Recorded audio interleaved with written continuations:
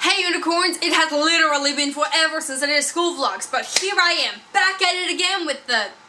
Wait, I don't have any white fans. If you somehow cannot tell by now, I was, and honestly still am, a very weird child. Well, you know, when people go back in time to the good old days to tell their school stories, it's usually something either really super boring, like, for school, I had Miss Havens for math. PE was my least favorite subject. Or they were an angel child that everyone loved. Well, you know, back in first grade, I was an honor student, had so many friends, and everyone loved me. Now that was not me. There was this homeschool potluck, and, you know, you're probably assuming that there were birds chirping, the parents were all happy with their dessert, and the kids were all playing joyfully. No. Even at a younger age, I loved scaring people, and I had a little too much of an imagination. Me and my friend had decided that it would literally be the best thing ever if we were vampires and scared all the little kids. I, Ren the Killjoy, was a destroyer of peace even when I was little. This was also the year where the tree fell on our house, which is just as exciting and scary as you'd assume. If you want to go check out some more about that, go click on that card up there to go see the story time where I talked about it a little bit more. So, you know how I said I had a little bit too much of an imagination? Well, I had this imaginary friend/enemy sort of creature, weird thingy, that scared literally all of my friends because I made it so realistic. His name was Simon, and he was some weird goblin troll sort of thing that for some reason, every single day, probably actually multiple times a day, wanted to come after me and I had to keep attacking him. Which I'm sure, as you can assume, I looked completely insane because we lived on a kinda busy road, which meant that there was a whole lot of cars that saw me doing this. Guys, look, Simon's here! Alright, I got him! Take that, Simon!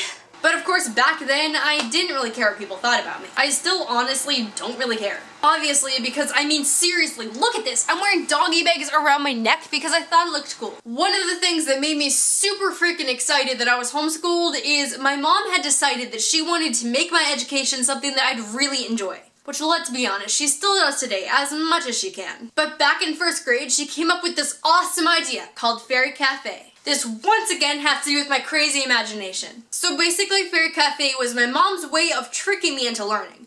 So she'd make me make recipes and all this fun stuff for all these fairies. In our yard, we had this huge tree that made it really kind of like a cool little covered area inside. So obviously, if the fairies were gonna have a cafe, it would probably be in there. Which, I mean, that's where I'd want to eat. Seriously, somebody out there, please go make this restaurant, or I will before you. That just sounds like so much fun, you know? Eating in a place that looks like a gigantic tree, but it looks real.